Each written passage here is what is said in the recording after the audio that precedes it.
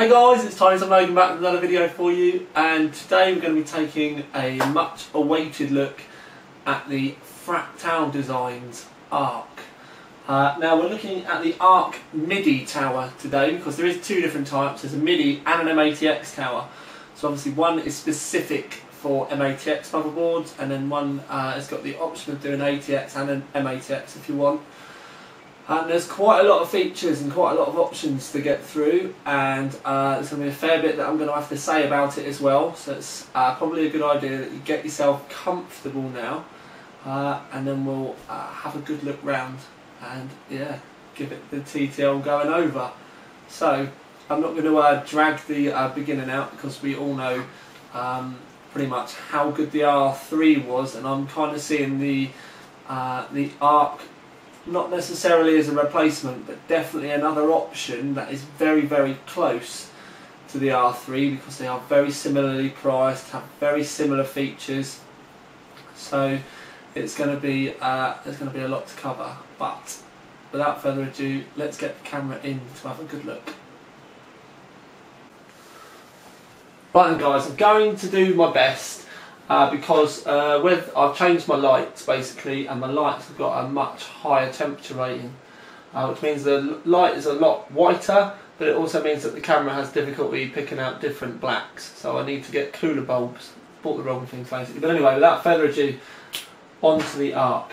Now there's quite a lot to cover on this, but one of the main features on the front and the roof is this hex mesh. Now I'm going to pull the front panel off straight away. As I'm going to, there we go, as I pull the side panel off as well. Basically I've got it all undone, but I'm trying to do this so that the camera can see. There's a large mesh panel here. Now the front panel, if I spin my camera around so I can actually see, there we go, it looks like it's aluminium, but it's actually plastic, which is why you can see the Fractal logo in the roof. Now when I get that in that light, it does look, especially on the camera, because I'm looking at what you can see now, it does look really nice. Now behind the mesh there is some foam to like a dust filter, and it does come with a 140mm fan in the front and space for a second 140mm fan, and you can see that you've got the option for two optical drives here. Now if we go back and pop this on, literally it does just pop on. On the roof we've also got, I'm going to put the side panel back on. What I'm going to do is just bring the camera in again so I can show you the roof. I'm going to do this with you all so that you can see. I'd normally do this on by hand, but I'm not going to today. Now on the roof you can see that we've got the reset button here, you've got your power button here with the power light in it, headphones, microphone, then you've got two USB 2s and a USB 3. You can see the large expanse on the roof. Now what I'm going to try and do, spin this round so that you can see it. Now, the trouble is, it's the view that I've got from the camera. I can't actually see that well, but again we've got this large mesh panel up here, which does slide off. It's actually normally screwed in, but I've previously unscrewed everything, so it's easier for me while I'm doing the video for you. You just slide it back and it comes off. This has also got the dust filtering on the back, but if you have a look on the roof, there's an awful lot of holes for your fans, and I mean an awful lot. There's a heck of a lot there. There's a fair bit that we need to talk about with this. It's already got 140mm in the roof. You can see that's fitted already. Now I'm just going to pop out a Fractal 120 fan out of my magic box of tricks like a magician. Now you can see that there's a 140mm fan there, but got a 120 here. Basically that's where a 120 would go. Now a A lot of you are going to be thinking to yourself straight away, well, why is it right the way over there? Something that I've been saying for quite a long time is that cases generally only need to be a little bit wider to be able to get past your RAM and stuff inside. They need to be able to put a 240mm radiator in the roof. Basically what Fractal have done is you can put a 140mm fan here, 140mm fan here, 140 or a 120 in the roof. There's room for a 200mm fan in the roof as well, depending on the size of the fan that you get, but it's 200mm mounts. But these extra holes here, there's a 120 there that's fixed, and you can see that there's a 120 there that can be slid a little bit. Basically what that's for is so that you can fit a 240mm radiator in the roof. But not being funny guys, look at all that room that you're going to have between the radiator and the motherboard. There's a heck of an amount of room there. Now I'm quickly just going to grab my ruler just so that I can show you briefly. Now if I put that in, you're looking at easily, and I do mean easily, 75mm of room from the back of the fan to where the motherboard tray is going to be. Now obviously you've got to allow for the motherboard standoffs and stuff like that, but if you said, even if you said very conservatively 60mm, easily 60mm of room, so you could technically get a heck of a lot in here. Now I'm going to put a radiator in here in a bit as well to show you, because I've not got hardware in it at the moment, but I wanted to show you it empty and then I'm going to show you it built as well. Now what I'm going to do is move the camera again, but I'm not going to put you through the torture. Yes I will, never mind. One thing I will say about quickly is the side panel. If I drop the camera down, you can see here the side panel mount. Now again, large area there, so you can get massive fans in there. The mount sizes are going to be for 140mm fans, and then I'm pretty sure that's a 180mm fan around the outside. Yeah, it is. I think that's what the roof might be as well, actually, now I come to think of it. Yeah, the roof is a 180mm fan, not 200, I do apologise. But that's just left open. There's no like cover for it or anything like that. And as far as I'm aware, there's no window option. Now I'd honestly say that they need to either have a cover for this or have an individual option for a window. That's just my 2 cents. Now if I move the camera back, what we can see now is there is an awful lot of room inside this case, and I do mean an awful lot of room. Hopefully you guys can see as my ruler falls off the back. Now we've got room for 8 hard drives in the front. There's little thumb screws in the side that you can unscrew, and that basically it locks or unlocks the hard drive cages. This hard drive section can be unscrewed and removed completely, so if you do happen to have an absolutely enormous graphics card, you're not going to have any room getting it in the back, depending on how far down your slots go. I'm looking at this and I reckon as long as your graphics card's in the first couple of slots, you should be alright. But again, you may just want it to blow extra air over the rest of your rig.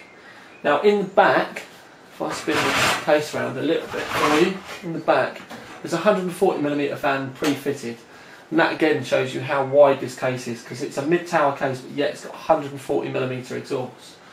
With that 140mm exhaust you're not going to have any problems with air coolers as long as you've not got the side panel fan fitted. If you've got the side panel fan fitted, you may need to do some measuring when you get in there. I would have suspected, because of the size of the rear exhaust, even with a side panel fan fitted, you're probably going to be alright. The 140 you'll definitely be fine. If you've got a 180 on there, just because of the extra bit of height, it may be slightly different. Now if we have a look, you can see that there's lots. I'll tilt it back again so you can see. I should really move the lights in a bit closer. But you can see that we've got rubber grommets at the bottom for your power supply. You've also got rubber grommets up the side to put your cables through, and you've got 2 more sets of rubber grommets in the roof. This is pretty much exactly the same as the R3, and I'm glad that they've not changed it too much. Only time will tell though. The R3 was renowned for the grommets coming out very easily. These do seem a lot bigger, and I'm kind of moving my fingers about in them, and it's not really pulling it out this time. Whereas with the R3 you could touch it and they come out. So these do seem a lot better initially, but only time will tell when we actually start to build it whether it's any different. In the bottom there's a large dust filter section for your power supply, but also there's another fan mount in the bottom for 120 and another 140mm fan, so there's even more fans in the front. You can see, if I tilt it back, as you probably already noticed, there's a big cutout here for your CPU heatsink. To be perfectly honest with you, that's much bigger than some are, at least a good couple of 15mm, so you should be perfectly fine. Now I'm going to spin it around quickly. We're going to talk about the back. As you can see, the door does just pop off lovely. While I've still got my ruler here, you've got I'd say 25mm of room from the back of the motherboard tray to where the door's going to be, so there's a good amount of room there. But one of the other things I wanted to point out to you is we've got an onboard USB 3 header. That's there. Now I'm going to pop the camera off because something I do want to draw attention to is the amount of cable routing that we've got on this, because if you have a look at that massive gap right the way down there, you've got many options. One of the things with the R3 that was great was the fact that you could get things super tidy in there, and as you can see with this, there is an awful lot. You can even put cables over the top of the tray. There's a little bit at the corner that's uncut, so you can still put stuff in and around and do it nice and tidy, and I really do like little features like that. Now also you can see that we've got quite a few zip tie mounts, I like to call them. You just poke a zip tie through and then you can pull your cables all in. There's quite a few up this section. I do think we could have done with some more up the back here.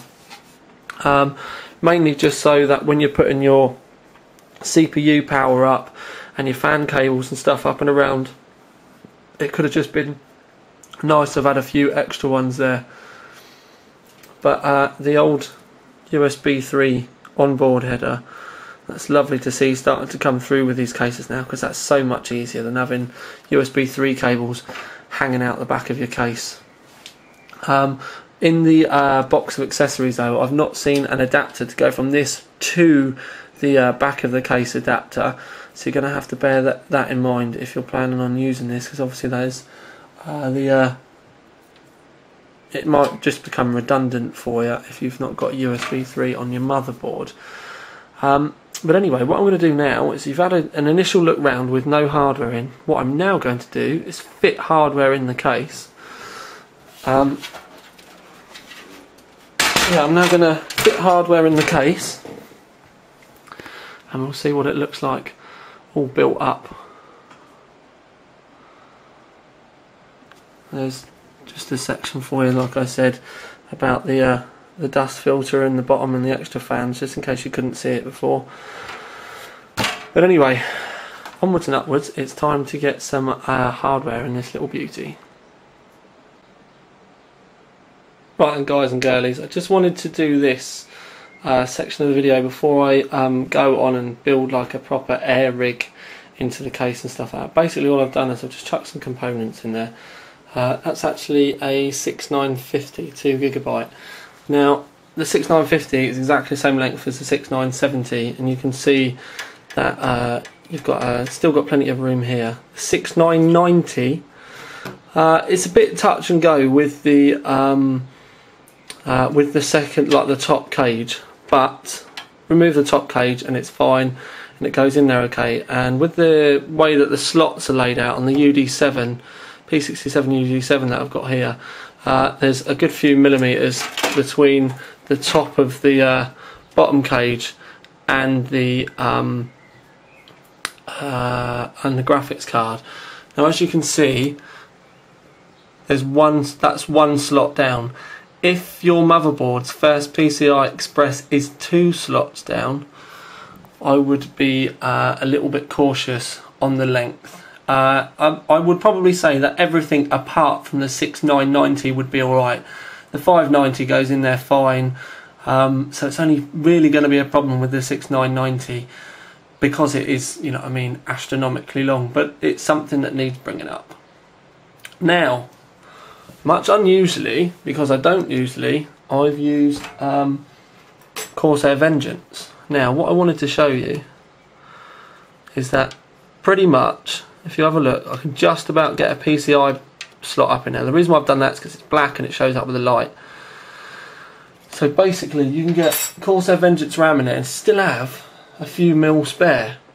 Now, if I measure the distance between the bottom of the slot and the RAM, it's 50 millimeters. Obviously, you need to take it into account, like the little bits of the fins and stuff on the RAM and everything like that, but that's all in there.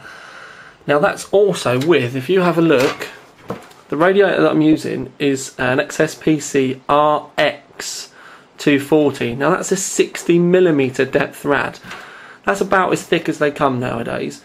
So we've got 60 millimeters worth of radiator, 25 millimeters worth of fan. So that's a good 85 millimeter drop. And yet I've still managed to fit and use the Vengeance. Now, if we have a look from the top, trying to do this and hold it, you can see that there is an immense amount of room from the radiator up to the actual board itself. Now, something else that's worth noting is, even though we've got that drop, you can see the Noctua NHD14 bracket I've got there ready for the air testing, but you can see the drop, so you've got plenty of room around your CPU block here to be able to get your barbs and your hose and everything on. You'd be able to get a line out. I'd probably use this line here to go into your CPU because it's not going to be as tight as a curve.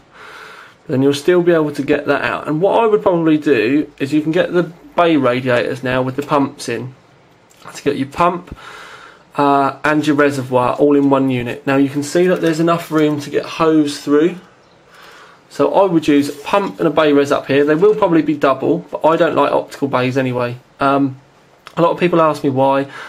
I just think rigs look tidier without them. I use Steam for my games. When I install an operating system, I use a USB stick because it's faster than a disc. I just see optical drives as ugly. You've got to have another power cable come in, it's another SATA cable up top, just bin it off. Nice double reservoir up in the top, and then basically out your reservoir into the pump, out your reservoir and pump into the rad, out of the rad into your CPU block, and then back out your CPU block, back up the front. Now, what then you've got to bear in mind is that your CPU is completely water cooled. You've got your 2 fans that you're going to have exhausting, although you could use more if you wanted. You're going to have a 140 millimeter spare that you've taken out of the roof, so you can have 240 millimeter fans in the front. And you've also still got, if you have a look, it is covered up a bit. You've still got a good amount of air there, or gap there, for exhausting out from your rear fan. Your cooling's going to be absolutely cracking. I'm not massively a fan of putting fans in the bottom, but again, you could do that if you felt the need to. But I honestly reckon, guys, that this is probably one of the best mid-tower water cooling option cases that I've seen for a long time. The fact that you can get everything in there, a full 60 millimeter radiator, tall RAM, and it's still been a mid-tower case, it's a heck of an achievement. And to be perfectly honest with you, the only reason why it's so easy for this case is because people have started to listen about just needing that extra bit of depth. So It's going to be quite an easy conclusion for me on this one, guys, because I'm smiling already. Right then, guys and girlies, time for the conclusion. And something I do want to say quickly, and it is very off topic, and I'm going to say it again at the end of the video probably as well, is I've been kind of dropping some little hints of stuff that may be coming within the next kind of month or so that we've been getting ready for. And yeah, not really going to say any more than that. But anyway, conclusion. Apologies, but in my hastiness yesterday, which is when I first started doing this video, I did all my testing, then I stripped the rig back down again and forgot to give you a look round with the camera. So the case is now empty again, but I can give you a good chinwag about it. Right, the Arc is going to be coming in around the £75–80 mark, pretty much bang on what the R3 was. Now there are a few things that I'm not necessarily 100% happy with this case, but they are very minor. One really for me, and I've lost my train of thought completely. What am I not 100% happy with? The side panel fan. I'm not really 100% happy that that's not got a cover over it. Something else which I would have liked to have seen, to be perfectly honest, would have been a side panel window option. Fractal, please, for the love of God, all we want is a window with a bit of acrylic in it. Even if it costs us 10 or 15 GBP, give it to us as an option. Even if only a couple of retailers have got them, just do it, because I'm probably one of many people that would love a window rather than a fan in the side. Fan in the side is only really any good if, do you know what I mean, you've got a baking hot, stupidly hot graphics card, when most of us can get past that with setting our rigs up properly in the first place. In the front, out the top and out the back, lovely jubbly, your rig should be fine. You really don't need a side panel window unless you're either a nub or you're literally packing so many volts through those graphics cards, or they're dirty, because there are ways around it. But anyway, side panel window would be amazing. I have to admit, compared to the R3, it did feel a little bit flimsy. The plastic top and the plastic front and the plastic top did give it a slightly cheaper feel compared to the R3, which apart from the front felt pretty bomb-proof throughout. I would like to see kind of a white version as well at some point, because I think this would look pretty good as white. But the front, when I first said it was plastic, I thought I was going to hate it. Really, it isn't that bad. It's not brilliant. I'm not saying I'm, condoning that every case should have it, but it's not as bad as you'd think. And yeah, it's all right. The mesh in the front and the roof is easily removable, by the way. For anybody out there that likes to put a flash of colour somewhere, you could whiz the mesh out, for argument's sake, and paint that front bit red. Just the mesh would be lovely. Do you know what I mean? Nice little option there. The cable management options are great. There's no way around that. There's 8 hard drives in there. That's great. The airflow in it is absolutely spot on. It's still in mid-tower, and all they've done is made it a bit wider. But that extra bit of width, oh my God, what a difference did it make. A full-size 60mm rad and a fan, internal, and you can still fit large RAM. So for argument's sake, the Corsair Vengeance that I use, you could probably get Kingston T1 in there if you really wanted as well. Now the reason why that is such a big deal is because the case hasn't really got that much room above. The Corsair 650D, for example, had a fair bit of depth, and you still couldn't get a 60mm radiator in there with this motherboard at all. It just wouldn't fit, because the radiator is smack bang in the middle of the case, and it would hit your RAM. No matter what RAM you used, it would hit the RAM. In a lot of cases, it will hit the MOSFET heatsinks on the motherboard as well.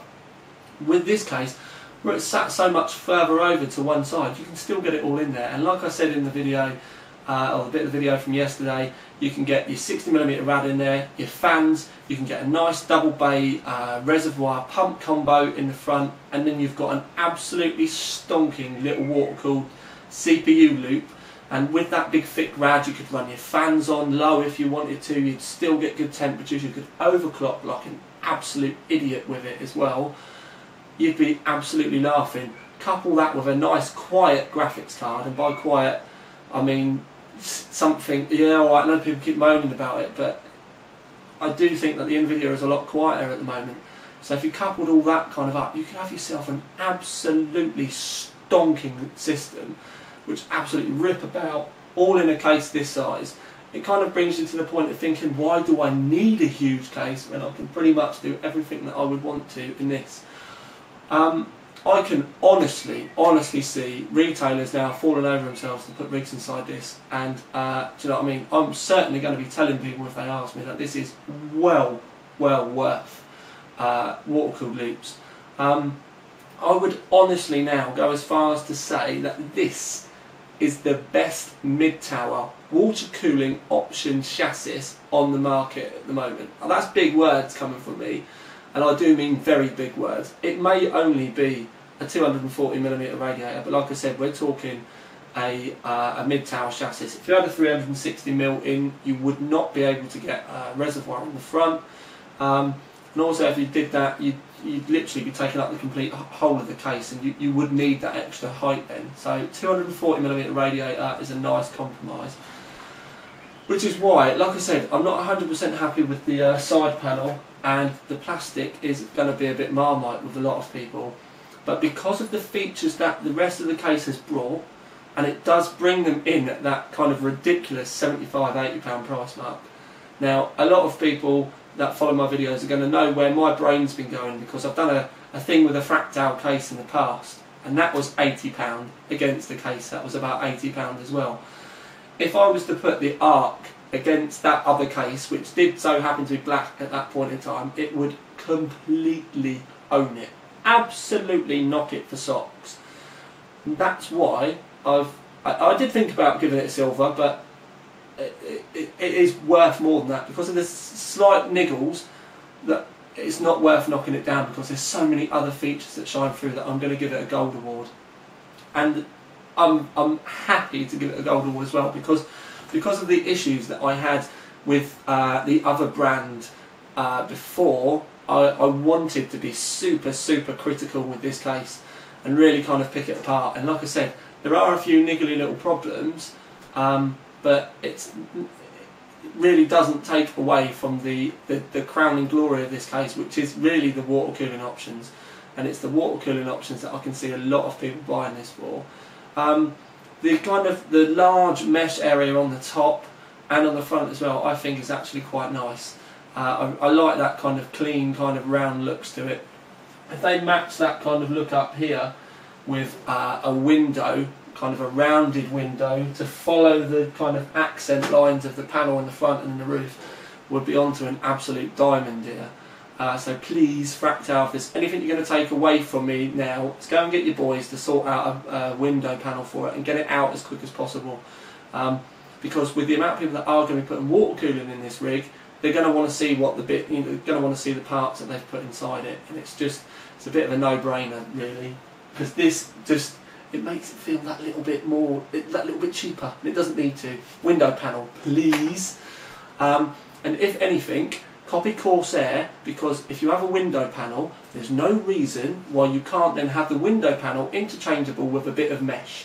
So you can bin this horrible side panel off, and then you've got a fan option for the side and a window panel option for the side as well. Just do it as an optional extra. I would pay £15 or £20 extra for this case to have a window in it. So why the devil not? Especially if you can make enough of them that people haven't got to hunt around for months to get hold of them. So yeah, gold award, and I think a very well deserved gold award as well, because like I said, that little bit of extra depth, that has made a hell of a lot of difference, and it's not like it's been done before either. We can also sit in hope that there's going to be a white one. If there is, I want one, because I would use it as my main rig quite happily. Yeah, I could honestly see me using this as my home server case as well, but that's just me because of all the hard drive things in the front. It's not necessarily something I would be encouraging you guys out there to do. But yeah, Surprisingly impressed with this one, people, surprisingly impressed. But anyway, this is Tiny Tom Logan for you, with another video for you.